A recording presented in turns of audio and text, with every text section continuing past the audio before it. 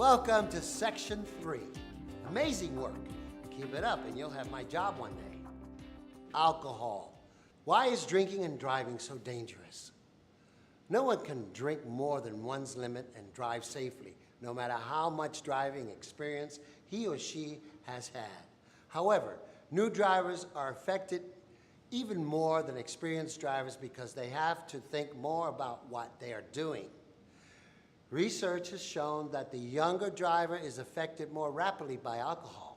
Even one drink can affect a person's driving. 2 drinks in an hour can make anyone an unsafe driver. You lose your judgment when you drink or use drugs. It is often the first thing about you that changes. Loss of judgment or good sense affects how you react to sounds, what you see, and the speed of other vehicles around you. I'm Albert, and I'm going to be your host. Some myths about drinking alcohol say that taking cold showers, drinking black coffee, or exercising will sober a person up. This is not true. Only time, body weight, the number of drinks, and how much has been eaten can affect how long it takes for anyone to sober up. It takes about an hour for the body to get rid of each drink. If a person has had more than 1 drink an hour, 1 hour of sobering up time should be allowed for each extra drink. The best solution? Always have a designated driver. A designated driver is defined as someone who has volunteered not to drink and will drive people home at the end of a social function. People can also get involved in the designated driver program. The designated driver program is an anti-DUI effort that works.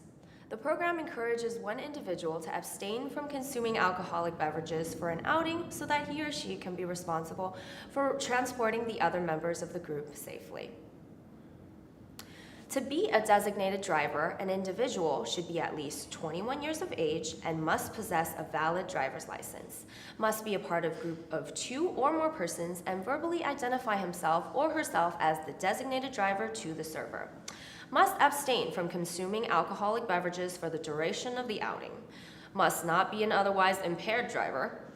Must understand that management reserves the right to refuse service to anyone at any time. These are signs of the drinking driver. The Highway Patrol lists the following deviations from normal driving in a manual. The drinking driver.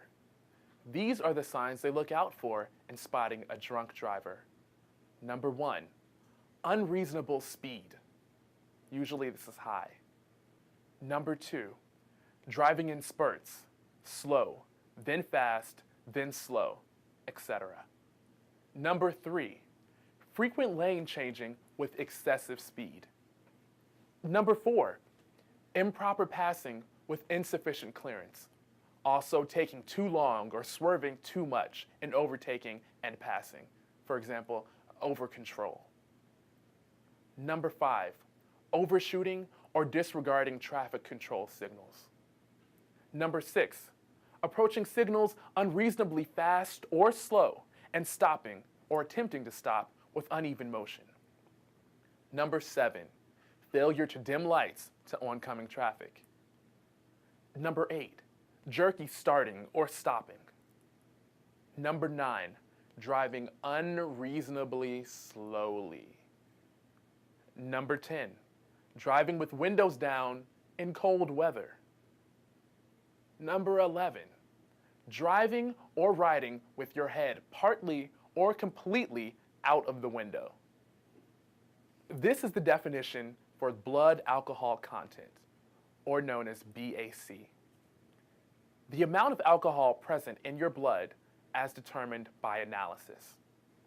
In California, it is illegal to drive with a BAC that is 0.08% or more, meaning you will be considered drunk at this level, and it is prima facie evidence that you are guilty per se.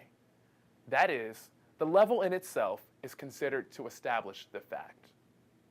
Drivers under the age of 21 years, if found to have a BAC of 0.01% or more, can be subject to a driver license sanction. A BAC below legal limits does not mean that it is safe to drive. almost all drivers show the effects of alcohol at levels lower than the legal limit. You can be convicted of DUI at even lower levels, depending on the circumstances. For a driver with a BAC of 0.10%, the old legal limit, your chances of being in an accident are 8 times more. And with a BAC of 0.15%, your chances of an accident are 25 times more likely. These are ways of testing and implied consent. Field sobriety test, conducted by an officer at the scene. Breathalyzer, can also be conducted by an officer at the scene. Chemical test, or urinalysis, given by laboratory personnel, drugs and alcohol. Blood test, as previously stated, also given for both. So, how much alcohol is in one drink? Well, in 12 ounces of beer, 5%. 4 ounces of wine, 12%. 1.5 ounces of hard liquor, 40%, 80 proof. All of these contain exactly the same amount of alcohol, which is approximately 1.5 ounces. It is against California law to purchase beer, wine, or hard liquor if you are under 21 years old. If you are under 21, the law is especially hard on you when you drink and drive. If you are driving a vehicle that is registered in your name and you are convicted of driving under the influence of alcohol or drugs, the court may take your vehicle away for up to 30 days. You'll have to pay for storing it. If you are under 21 years of age, there is now a zero tolerance law, which means if a driver's BAC is 0.01% or higher, or the person refuses to take or fails to complete a PAS test or other chemical test, the DMV will suspend the person's driving privilege for 1 year. Many teenagers have been killed or injured because they drove under the influence of alcohol or drugs. Teenagers are more than twice as likely as adult drivers to be involved in an alcohol-related fatal crash. If you are convicted of driving under the influence of alcohol, you will be punished by the courts. The first time you are convicted, you may have to spend time in jail and pay a fine. Additionally, the DMV must revoke your driver's license for 1 year or until you are 18, whichever is longer, and until you show proof of insurance. The law is very strict regarding alcohol in a vehicle. It's against the law to carry on your person or in the car any alcoholic beverage unless you are accompanied by a parent or a legal guardian over the age of 21. The only exception is when transporting alcoholic beverages as a part of your job for an employer licensed under the Alcoholic Beverage Control Act. Drivers 21 and older, you must always drive attentively and carefully. You must not drive after you have taken any drink or drug which changes how you drive, makes you less careful, or slows down how you react. If you're convicted of driving with alcohol or drugs in your body, the judge may give you 48 hours to 6 months in jail.